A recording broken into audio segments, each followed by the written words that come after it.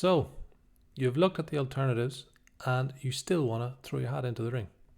You are now going to need an image editor. Now you don't need one that is brand spanking new with all the bells and whistles. Personally, I use Photoshop CS2, which was released all the way back in 2005. But I would say the minimum requirements are the ability to set the image size, the pixel density or the pixels per inch, and it needs to have support for layers.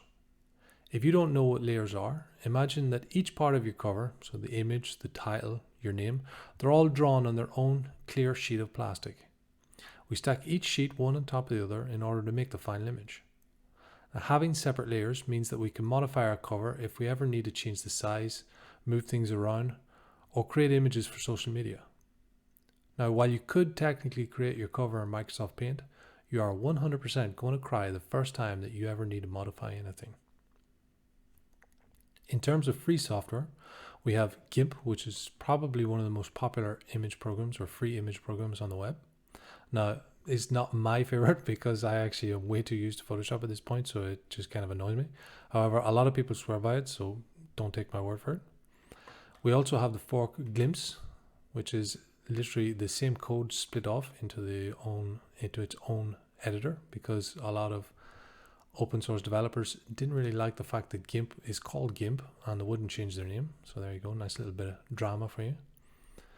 If your computer has its own app store, so you can basically do a search for image editor there, and you'll probably get quite a nice selection of different tools, for example like paint.net, which is an old one, but it kind of does the job. But there's also some really great online offerings. So one of them is called Pixlr. So it's kind of more based towards photo manipulation and retouching and stuff, but they do some really nice stuff. It's very simple to use, and they have their own app as well if you want to kind of use it on the go. But my favorite that I use pretty much every time I'm on a computer that is not my computer and I don't have Photoshop is called Photopea. So Photopea is almost a one-for-one remake of Photoshop in the browser, and it even opens PSDs. So it's obviously pretty excellent for me. So whenever we go to create our cover, we need to figure out what size to make it. So thanks to this wonderful table from the folk over at Kindlepreneur, we can see that each different market has its own size. So you can make a specific cover for each market if you want, which may mean moving some elements around. So this is obviously why you want support for layers, because it's going to help you do this. However, Amazon isn't really that picky, and 1600 by 2400 seems to be the most common size, so we can just go with that. So in something like Photopea, like GIMP, whatever you want, you create your new project, and here you will put your size. So in this case, we will put 1600 by 2400.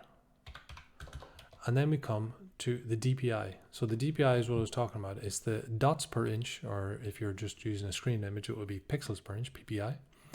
And if you're ever going to create a soft cover version of your book or something that's printed out, you will need a DPI of at least 3 to 400. 3 to 400 is what we call print quality. Okay, so you always create your image in the highest resolution possible, and then you scale it down. So 72 to 100 is what we call screen quality. Okay, that's what you use for ebooks and stuff like this.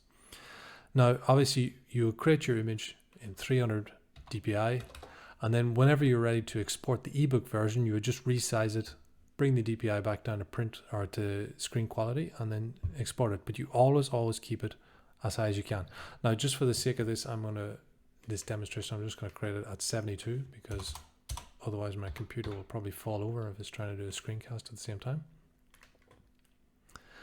And we end up with a canvas like this. So here we can I'm going to show you really quickly why layers are pretty awesome. So say for example, we have our image, which is, wow, look at that. That's a lovely big circle. This is what we call minimalist covers, right? So we create a new layer, and in this case we're going to have our title. Okay, and we'll bump up the size here, up, there you go, and this is going to be title. There you go. This is the quality. You feel like you're learning something already. Okay, now because this is on its own separate layer, I can now move this around and it's not going to impact anything that's going on. I can also move around this. Well, I could if I'd selected the thing. Up, there you go, come on. No, you're just going to be awkward for me. All right, there we go. So we can move it around. So in this way, this is why layers are great, because you can kind of move things and say, okay, maybe I'll try it here, maybe I'll try it there. Maybe in this case, I'm going to have the title, and I'll put the title up here.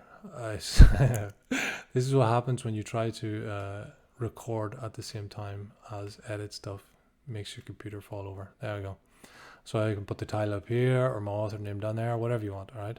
So one of the things that you do is you always keep your base image like this. You never ever flatten your images.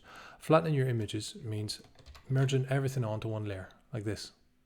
So it means that I can now no longer move things separately. Everything is all one. So if I ever come in and I say, okay, I don't like this circle, I don't want a blue, or I need to change the title, I can't do that. I need to like edit over it, which depending on your cover can be very, very hard.